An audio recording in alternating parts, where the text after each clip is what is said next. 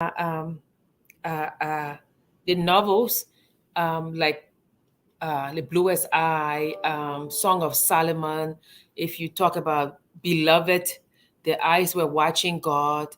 Um, uh, and then post-emancipation, Maya Angelou. If you discuss some of those, you see the common theme is about freedom. It's about what happens when a person is free, what happens when someone is on the quest for freedom. So then the question is, what is freedom? If you have been enslaved, what does it mean to be free? When you say, I have freedom now, what does it mean? So I would say that a formerly enslaved person, freedom means the ability to move around without restraint, right? The power, right, to move around, the power to travel, right? So that's freedom. But then again, you say some people have freedom, but they don't have agency. So what is agency? Agency is the power that you have. People can have freedom without power. But if you have agency, agency is the capacity to exert that power. So you're exerting the power to move, you're exerting the power to speak freely, you're exerting the power to act independently. So freedom now has different things, different meanings. It's the agency, it's the ability, it's the power to move, to act, and to speak without restraints. So and one of the things is, does freedom come with mobility? So do you have to move to be free? That's one of the questions that Prof and I were jostling the other day. um, yes, it's the power to move, but do you have to move to exert that power? No, you do not. You can be totally free within the confines of your home, within the confines of a space, as long as that space is totally yours. So that's freedom.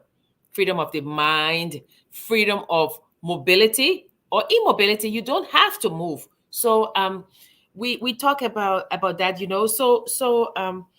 we are looking at The Color Purple. I know most of you know that book. You know Celie, you know Shug Avery. You've watched the movie, right? And Celie was someone without agency, without power, right? Celie was married to Mister. We didn't know his name. His name was Mister, right? And as they said in the book, and she herself, she said she's ugly, she's black, and she put herself down a lot. So, yeah, we have someone who not only did not have the freedom to be, Celie was also confined by the community who expected her to be the submissive wife, to remain submissive, because basically they said to her, you don't have anywhere else to go. You don't have nobody who wants you. So Mr. has you and you're his wife and you do things the way he wants.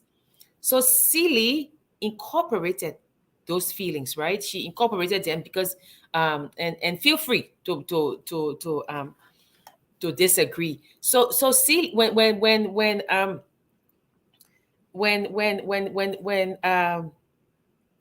I think when Celie's cousin, I think when he got married, okay, to the woman who was Oprah Winfrey in the movie, when he didn't know how to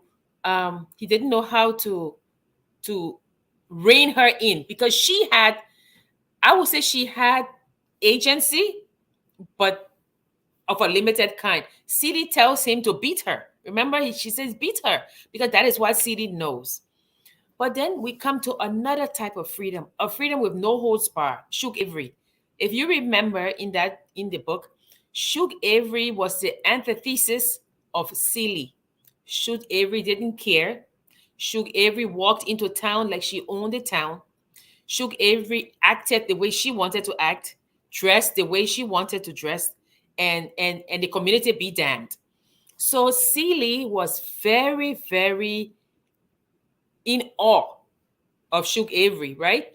Shug Avery was the one who showed Celie what it was to, if not be totally free, at least to dream of freedom.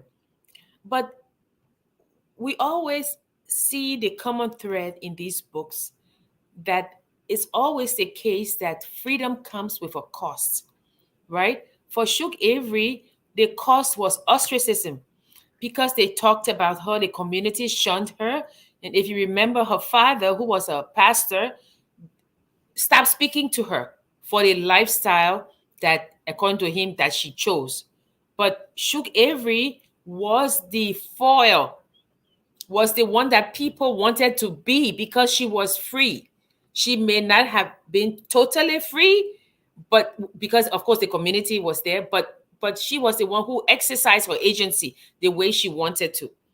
So in I don't know if you've read Virginia Woolf's A Room of One's Own, and she's and in this speech she says it's very important that a woman has a room of her own, and it may not be a physical room, it's a metaphorical room, the room space of your own, so you can have independence, you can have economic, social independence.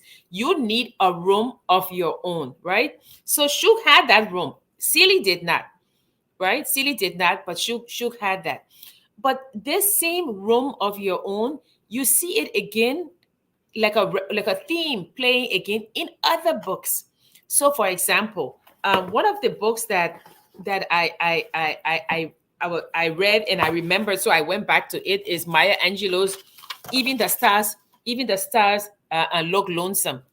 In this book, she talks about a room of your own, because this is what she says. So she's telling her mother, right, that she's moving out, and she says, and I'll just read a portion of it, and I quote: "I was 17 and burning with passionate rebelliousness, but I was also her daughter.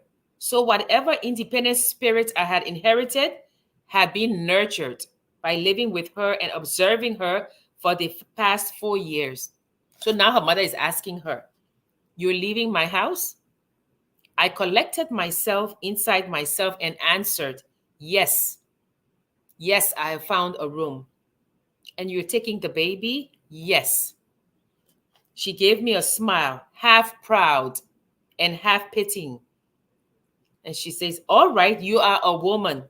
You don't have a husband, but you've got a 3-month-old baby. I just want you to remember one thing. From the moment you leave this house, don't let anybody raise you. Every time you get into a relationship, you will have to make concessions, compromises, and there's nothing wrong with that. But keep in mind, Grandmother Henderson in Arkansas and I have given you every law you need to live by. Follow what's right. You've been raised." So, so, um, and then she ends with, "I pray I shall have the courage to liberate my mother when the time comes. She would expect that of me." I have a friend who always says, "The child born a parent." So, which is kind of funny. I think of that. So Maya Angelou has a room of her own, right? In the physical sense, she found a room. In a metaphorical sense, she was leaving, so she has that independence.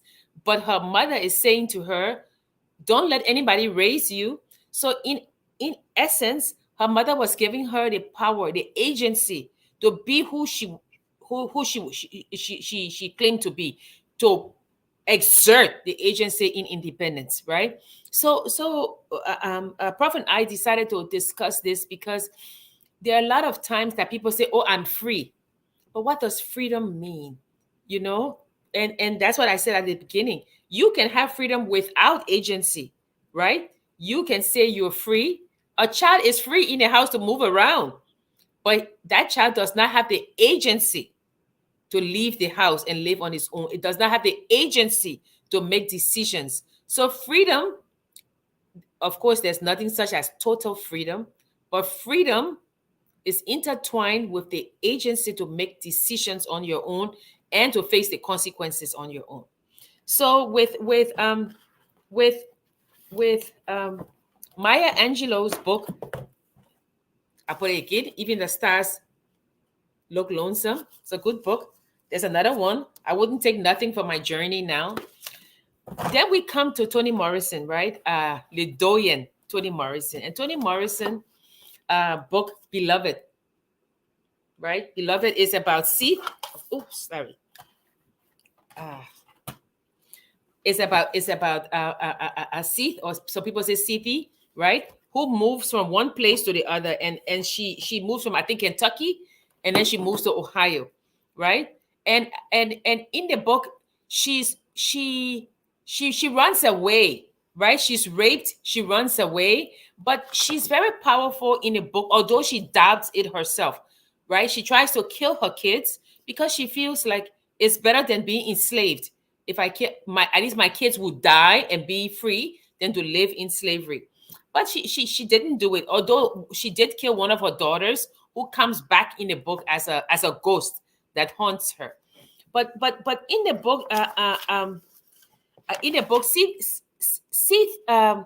she has a boyfriend, a husband, who is working, and he was captured. So she longs to return home. And you will see that with this independence come, we say you have independence, but at what cost?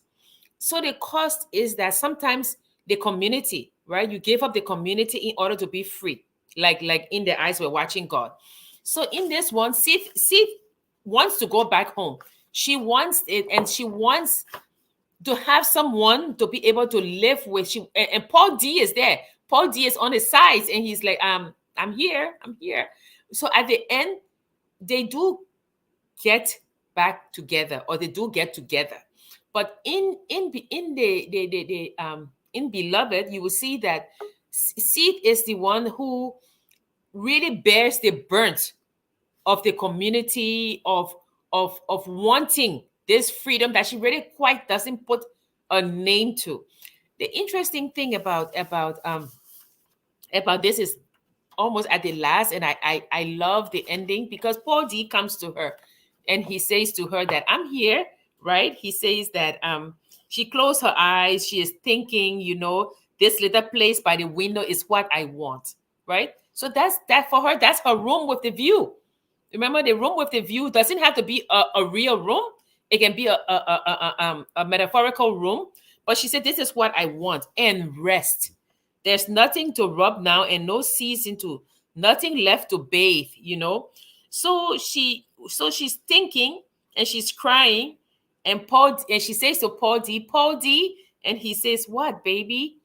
And she says, she left me. So she is the ghost, right? Is the one, is Denver. Denver is the one who left her. And he says, oh girl, don't cry. And Sith says to Paul D, she was my best thing. But listen to what Paul D says to her. He's trying to tell her in his own words what she means to him. And he cannot find the words. So he says to her, he starts to think about what Siso said to him. So Siso has a girlfriend, and Siso explained the feeling he gets from his girlfriend to Paul D. And Paul D is trying to think about it. And this is what Siso says. Siso says, she is a friend of my mind. She gathered me, man. The pieces I am, she gathers them and gives them back to me in all the right order. It's good, when you got a woman who is a friend of your mind. So Paul D listened, and he says to Sid, he says, Sid, me and you, we got more yesterday than anybody. We need some kind of tomorrow. And then he says to her, you are the best thing. You are your best thing, Sid. You are. And she says, me. So now we come to the topic of freedom. Now she has the freedom. She has the freedom to be with Paul D. But now Paul D has shown her that this freedom that you're looking for, it doesn't necessarily mean that you're in a room with a window. Another person could also be in that room with you. So Paul D envisions himself as the person in that room with her, right? So we see now that a lot of emancipation stories focus on mobility, right? But then you start to ask yourself the question, who moves? Who can move, right? And what gets lost in the movement? What agency do they have to move? So who moves, right? Does the slave move? Does the enslaved person move? At what cost? At the cost of leaving the family behind. So then we also say, okay, what if they don't move? Can they have agency? Can they be free? Yeah, some can be free. But can they be physically imprisoned and still be free?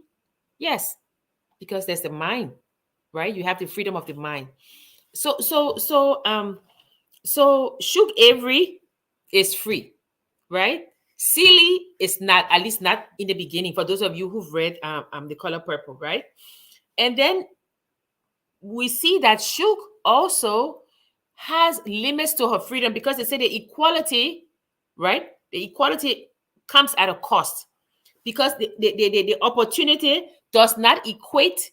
The opportunity does not equate to equality of status. So although Shug is free, the equality of status, she is not equal to a man, right? So you still see in some places where Mr. talks to her or the others to show her that you don't have the agency that we have, although she thinks she does.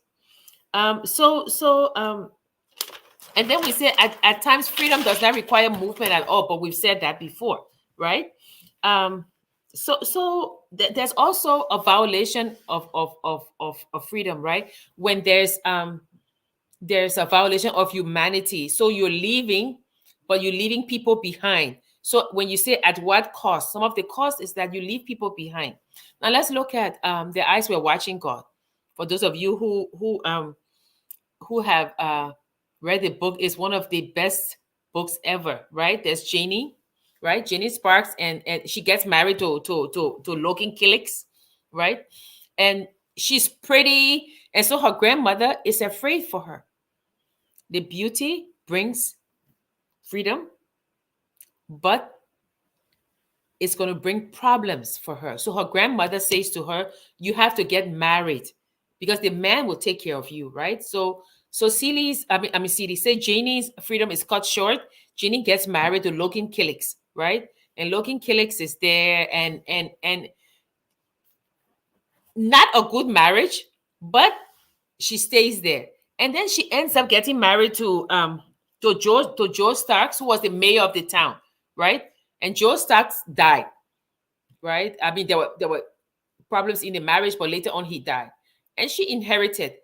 And the community, right? That's the thing about freedom, self, in a community. Sometimes to be able to find self, you have to leave the community behind. I think it was Waldo Emerson who said, for nonconformity, the world whips you with its displeasure, right? The world wants you to be like them. So if you don't conform, it whips you with its displeasure. So yeah, we have Janie. She's free now. She has money. Sparks is dead, and all of a sudden, this young vagrant comes into town, T-Kick, right? And Janie falls in love with T-Kick. And of course, the community is so scandalized, right? They are condemning Janie's behavior. So Janie and TK decides that they're not going to live there anymore. They're going to move, and of course they move. I don't want to tell the ending of the story, but they move, and things happen. At the end, Janie comes back, but they said, and I quote, she said she had waited all her life for something, and it had killed her when it found her.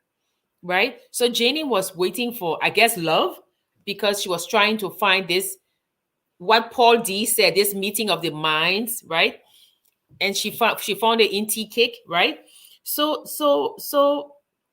she and T-Cake are one and the same. And that's why she keeps saying she's found this person. They're one and the same, right? But then something happened. And when it happened, of course, well, okay, I'm sure you guys have read the book. So what happened is that they go down, and they're in another place, I'm not going to tell you everything, but then the storm comes and people are leaving and people say to them, leave, right? You have to leave because there's a storm coming, and they refuse to leave, right? And so the storm comes, it destroys everything, and then Tea Cake gets bitten by a dog. The dog turned out to be a rabid dog, he gets rabies, right? And then he gets rabies and he dies. And when he dies, interestingly enough, it's almost like we said that when sometimes when you get the independence and the agency, you still desire to go back to that community that robbed you of the agency and the independence anyway. So that's what happened in Beloved, right? She wants to go back. She wants to go back to Kentucky. And Janie wants to go back too. Janie goes back. She goes back, but she goes back with a newfound, I guess I would say, sway in her walk. You know, she knows now that, okay, she's been independent. She has found love with Tea Cake. Tea Cake has died, and now she comes back to where she was before. But she doesn't need the community anymore. You know, that independence, that freedom has really freed her, both economically and socially, from the blame that is placed on her by the community. So I see that there are some comments, and while we wait for Prof, I'm sure Prof will come. Let's read some comments if there's some. Oh, are there? Jimmy Isma is watching from DC. Ghibli is watching. Ghibli, you should join us and talk about the eyes we're watching God. So I got a friend on my mind too, Margaret. Okay, Margaret, I don't understand. Are you okay? So let me just go back to stream yard. Okay, so we come back now to what does it mean to move? In The Eyes Were Watching God and in The Color Purple, right? You see that what's her name? You see that Celie prays to God. Celie writes letters to God. Celie letters are addressed to God, and Shu comes in and Shu says to her, no. What is it? She says, God in a he or a she, but a it, right? So that's Shuk telling her that, look, stop writing these letters, right? These letters that you're writing to this person that you think is a God and is a man. It's not. It's not a man. It's not a woman. It's not a he. It's not a she. It's an it. So you see also that the people in the novel, in the novels, who exercise agency, who exercise power, often cut the cord with the community. And not only cut the cord with the community, but cut the cord with things that the community holds dear, like religion.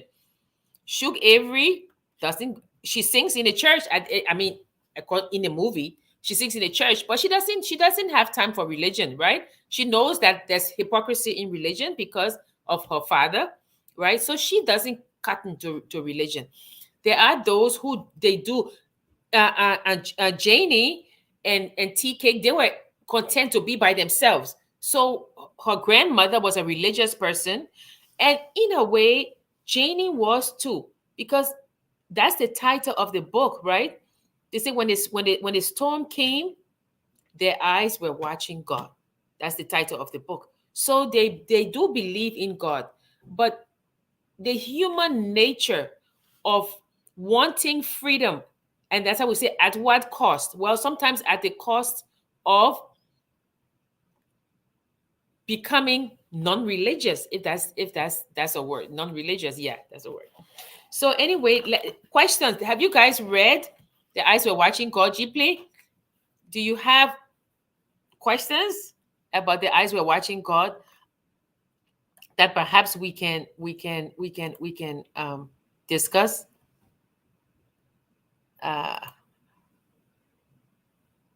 Oh, a friend of the mind. Okay, yes. That's what Paul D said. Paul D said to say that he tried to explain that the best kind is a friend of the mind.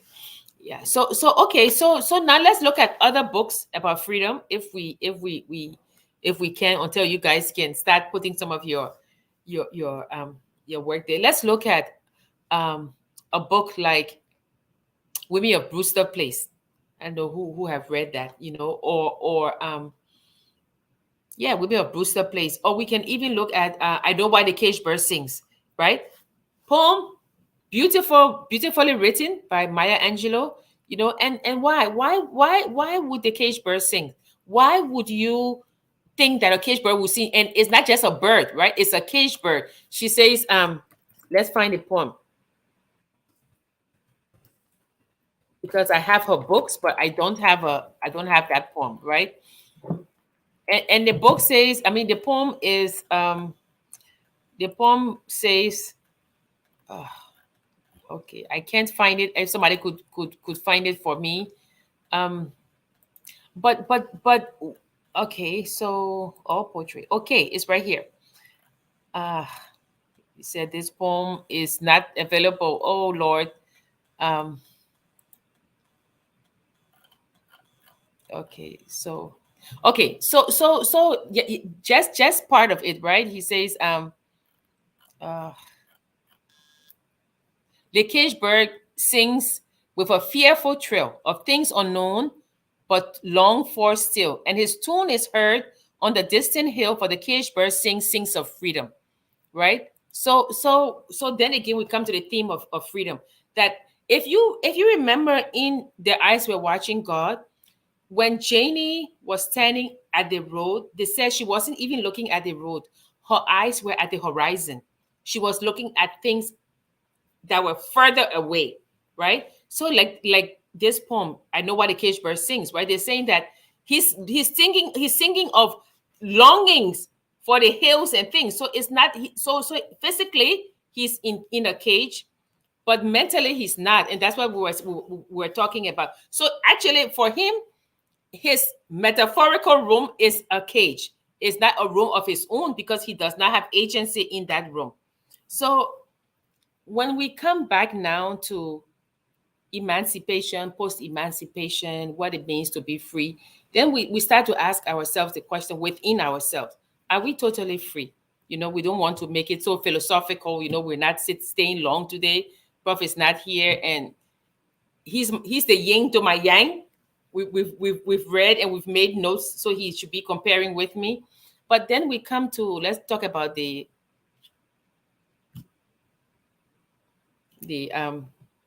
how do we call it, the philosophical definition of freedom. Can anybody be totally free? I guess it would be the question. And we said no, nobody can be totally free. But there are different types of freedom. There's a fluidity in freedom. So you could be free, and then there could be obstacles, right? There could be levels of freedom. So there are levels. A child wants to be free, probably to go and play. A grown man wants to be free to be able to maybe travel, get married, do things that he wants to do. A woman, of course, wants to be free to do. So there are different levels. There are different meanings of freedom, and freedom is fluid, right? I wrote down a very um, important quote, which I don't see anymore, but it was really. Yes, but Barbara feels, she said freedom is a constantly moving target, right? And then I said, but it's not an identical target. See, it constantly moves, right? You can say, okay, this is freedom. This means freedom to me. This means freedom to Jimmy Eastman, but this is not freedom to Mabu Dyson, right? So it's a constantly, or you say, okay, I have freedom today to do this, but tomorrow I may not have freedom to do this. Constantly moving target, but not an identical target. And that's what I think it is. I think for me, I think freedom, there can't be freedom without agency. You must have the power to do, to be able to be free. You can't say, oh, when I say to do, I don't mean physical. I mean to do, I mean that you must have power to maybe choose, decide things. You must exert that power to be able to impact things. That's the true nature of power, right? That's the true nature of freedom and independence, that I have the freedom to do this. This might impact something else, but I have the freedom to do it. Or I'm independent, but I cannot decide. No, that's not freedom. That may be, I guess, as we say, that may be your version of freedom, but it's not the other person's version of freedom. So, questions, comments?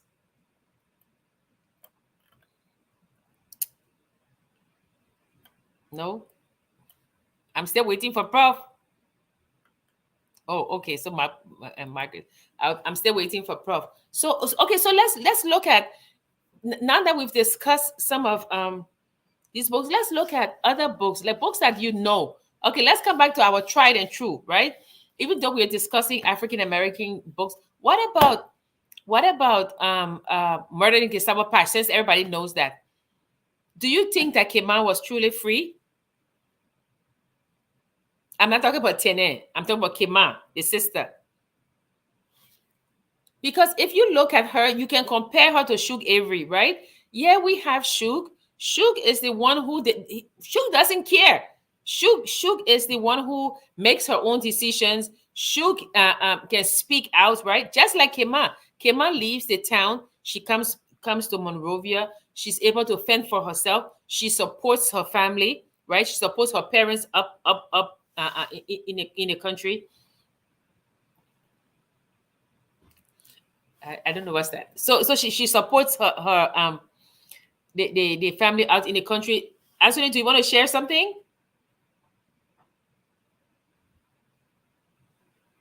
She supports her parents. So in essence, Kema is free. Tene, on the other hand, is not so free, because Tene is with her parents. She's going out. She's going out with Gotokai, right? So fluidity. Sometimes she's free, sometimes she's not, right? But of course, we have the tragic end. What about Godokai? Is Godokai free? Godokai is free. But does he have the agency to go and court Kema? No, because he wants to save his money. Then he will be able to be worthy of Kema, right? So Godokai is free in a way, but as we say, it's a constantly moving target, right? So he is not free because he wants to save his money to marry her. So he has not reached that agency, right? Of course, we know how it ends. Of course, their parents are not free, because their parents' freedom basically depends on Kema and what Kema can provide for them. So when we are discussing freedom, self, and community, the African American community is just like, almost like the African community. The sense of community is very strong. The support the community gives is very strong. But the community often acts as one. The community acts as one voice sometimes. And anybody who steps outside of the confines of that society gets punished. Shuk gets punished. Seeth, Janie, they get punished. They get punished. Why? Because they dared to decide that this freedom that the community gives is not the freedom that they're looking for. They're looking for the freedom of self. To be able to get your freedom of self, you must leave the community. At least that's what these books are saying, right? You have to leave that community and go outside. However, which is very strange, we see that when they go outside, almost always they return. And that shows you again the strength of the community, that they do return. They return, even in the African setting, they return. So Janie comes back, and Janie knows that the community would not welcome her back. She knows that, but she returns anyway. You know, she knows that, but she returns. Paul D wants to bring Seeth back. Celie, if you remember, the Color Purple, Celie goes to Africa. She's looking for. I think she was making plans with Shuk. Celie wants to go, but her children comes, and she sees her children coming back from Africa because she was trying to find her children. But City remains in the community as well. So one thing I could say is that I don't know how long. I know that she became independent, but through Shug. But now that she's done it through Shug, would her independence remain if Shug is no longer there? Would she be as strong? And maybe Alice Walker will write another book. So those are the things that we discuss. I'm sorry if Prof wasn't able to. Prof is traveling, but he said he would be on, so he's not on today. But and it's snowing, icy. So I guess that's what we discuss. We discuss self freedom and the community. So if there are questions, please put it in the chat. We can have a conversation, or we can just end early. Today's Friday, and we go and come back next week. So I want participation. I want I want to be able to talk with. Okay, how about you guys were there with what's it? No Longer at Ease. You were here when we did No Longer at Ease. So what happened? Do you think that that Obi had agency? Do you think that he had agency, or do you think that that that Clara is Obi's girlfriend? Clara did not. She was independent again by leaving the community. Clara left and went to Lagos, and she had the agency there. She had independence there. But if Clara had returned to her village, she would not have, because the village had given her the title of Osu, which was outcast. So again, you see that whether it's African American or African, if you are within the community and that you are confined to this status, it is difficult for you to exercise and exercise that post emancipation, that post independence, that independent agency that should be there, because as I said, the community will not allow it. They have given you a status that you should be held to. Questions?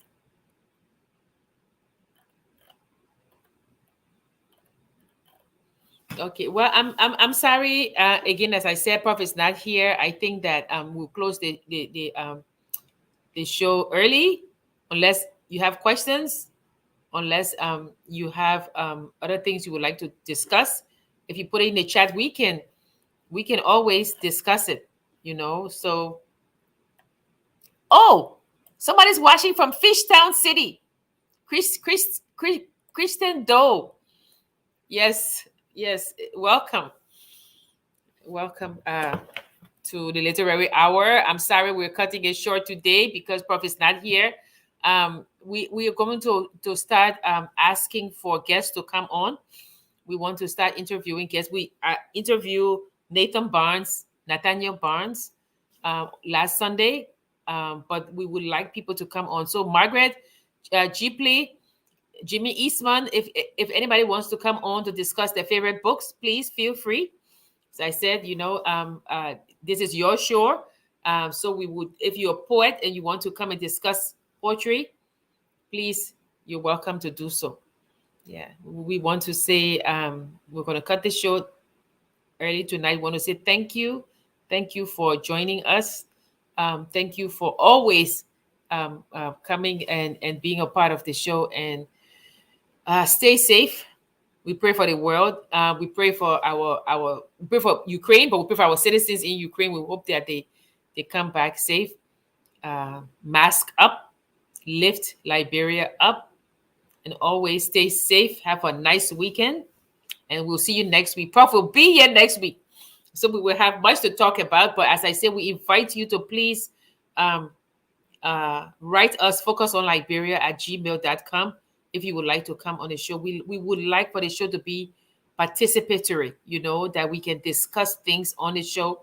We can discuss, and you can be our guest. Don't be shy, just let us know and you can come. Okay, so I'll say good night, and I will say stay safe, and